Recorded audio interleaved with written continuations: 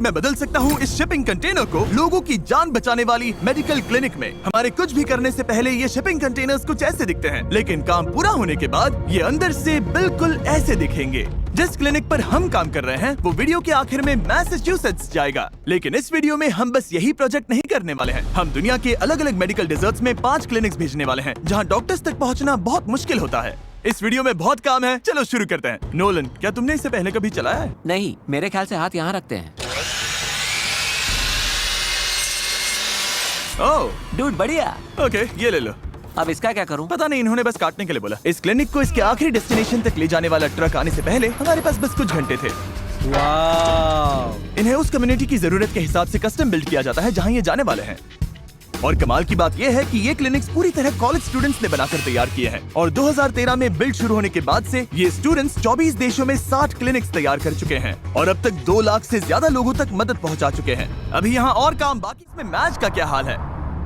अभी हम टेक्सास से गुजर रहे हैं। हम चेस्टर नाम के एक छोटे शहर जा रहे हैं जहां हम पहुंचाएंगे एक लाइफ सेविंग मेडिकल क्लिनिक। ये टाउन इतना दूर दराज है कि इमरजेंसी में मेडिकल केयर मिलना बहुत मुश्किल हो जाता है। इसी साल चेस्टर के एक स्कूल में 2 मेडिकल इमरजेंसीज हुई जहां एम्बुलेंसेज को पहुंचने में लगभग 1 घंटा लग गया। और जब मदद इतनी दूर हो तो हर मिनट कीमती होता है।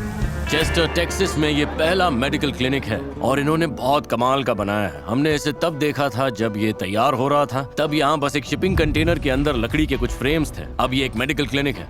इस क्लिनिक की एक खास बात ये है कि यहाँ पर एक टेली हेल्थ सेंटर भी है।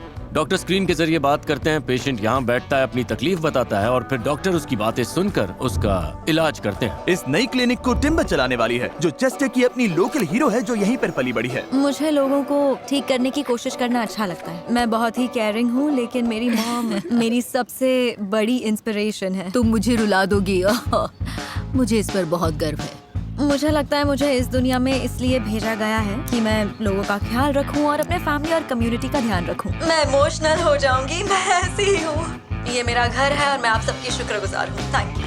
चेस्टर टेक्सास के लोग यहाँ आकर ये क्लिनिक जरूर देखिए। अगर आप यहाँ आएंगे तो हमें बहुत अच्छा लगेगा। अब इस पूरे टाउन को हेल्थ केयर अपने दरवाजे पर ही मिल सकेगा। इससे कम्युनिटी में सच में फर्क पड़ रहा है। इसकी मदद से लोगों को जिंदगी में पहली बार हेल्थ केयर मिल रहा है। दुनिया के दूसरी तरफ हमारी दूसरी क्लिनिक अभी नाइजीरिया के एक हॉस्पिटल में पहुंची है जहां के बच्चों को ओपन हार्ट सर्जरी की फैसिलिटी मिलेगी जो वरना उन्हें कभी नहीं मिल पाती। आपको क्या लगता है नाइजीरिया जैसे देश में ओपन हार्ट सर्जरी कितनी आम है? बिल्कुल भी आम नहीं है। सच तो ये है कि एक पेशेंट के तौर पर नाइजीरिया में ओपन हार्ट सर्जरी मिलने की आपकी चांस 0.00006 है। जैसा हमने नाइजीरिया में अपने पिछले काम से सीखा, अगर किसी पेशेंट को दिल की कोई सीरियस प्रॉब्लम हो तो उसे मदद मिल पाने की उम्मीद बहुत कम होती है। अगर मुझे उस सर्जरी के लिए यूनाइटेड स्टेट्स जाना पड़ता तो मुझे $50,000 से लेके $117,000 तक देने पड़ते। तो जब मैं यहाँ आया और मुझे बताया गया कि ये सब्सिडाइज्ड रेट पर हो सकता है तो ये लगभग फ्री जैसा लगा। और यही वजह है कि इस नई मेडिकल क्लिनिक को तैयार करना इतना जरूरी है, क्योंकि इससे डॉक्टर्स ज्यादा पेशेंट्स की स्क्रीनिंग कर पाएंगे और आखिर में ज्यादा लोगों की मदद हो पाएगी।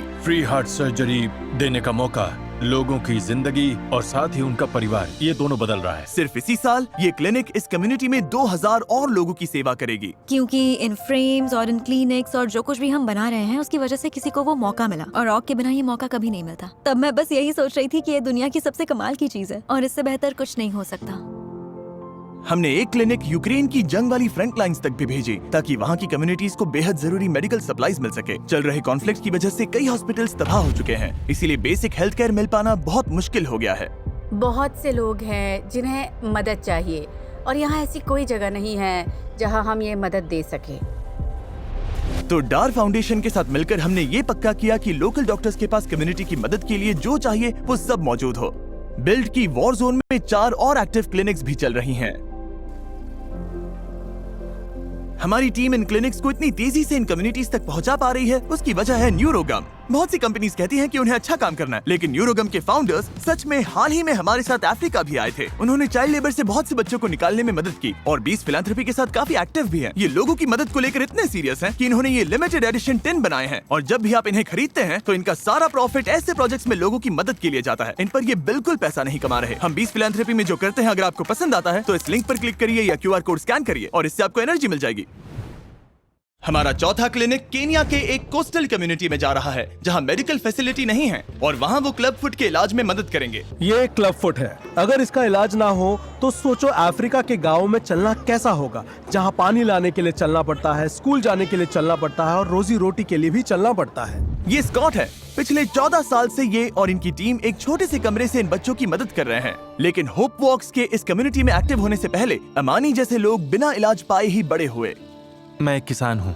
मैं अपने घर के आसपास खेती करने की कोशिश करता हूँ, लेकिन क्लब फूड की वजह से मैं अपने फैमिली के लिए ज्यादा कुछ नहीं कर पाता। क्लीफी काउंटी में 16% लोग किसी न किसी डिसेबिलिटी के साथ पैदा होते हैं और उनमें से बड़ी तादाद रूरल एरियाज में रहती है। हर हफ्ते हमारे पास करीब 10 से 15 पेशेंट्स ऐसे आते हैं जो ऐसी डिसेबिलिटी के साथ पैदा होते हैं। क्लब फुट को ठीक करना दरअसल एक काफी आसान नॉन सर्जिकल प्रोसीजर है जिसमें डॉक्टर हर हफ्ते कास्ट की एक सीरीज की मदद से पैर को धीरे धीरे सही पोजीशन में लाता है और ऐसे डिफॉर्मिटी ठीक हो जाती है और जब बच्चा चलने लायक हो जाता है तब पता भी नहीं चलता कि वो क्लब फुट के साथ पैदा हुआ था। तो यहाँ हमारे पास एक बिल्कुल न्यू बेबी है, सिर्फ 2 हफ्ते का, जो क्लब फुट के साथ पैदा हुआ है और उसके पास एक 13 साल की लड़की बैठी है, लेकिन उसे ट्रीटमेंट मिल गया था। होप वॉक्स ने इस कम्युनिटी के बच्चों पर असर तो किया है, लेकिन वो हफ्ते में बस कुछ ही पेशेंट्स तक पहुंच पाते हैं और इसी वजह से ये जगह इन क्लिनिक्स में से एक के लिए बिल्कुल सही है। अभी इस नई क्लब फुट क्लिनिक का अनावरण करने जा रहे हैं और हम पेशेंट्स को डिसेबिलिटी से आजाद होकर चलने में मदद करेंगे।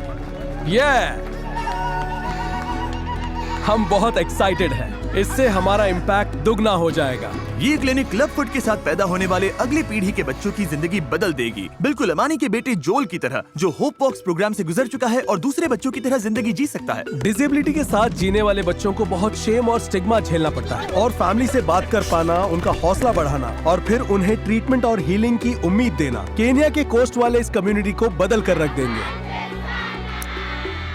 इस वीडियो में हम जितनी क्लिनिक्स बना रहे हैं, तुम्हारे हिसाब से एक साल में कितने लोग इम्पैक्ट होंगे? 10,000 से ज्यादा लोग इम्पैक्ट होंगे। सच में? चलो इसे लोड करके मैसेच्यूसेट्स जाते हैं। आखिरी क्लिनिक तैयार हो चुकी है और फाइनल लोकेशन पर भेजने के लिए रेडी है। हम ये क्लिनिक वॉरचेस्टर मैसेच्यूसेट्स के एक हाउसिंग विलेज में भेज रहे हैं। इस पॉपुलेशन के लिए ये बहुत ही जरूरी है। वाह!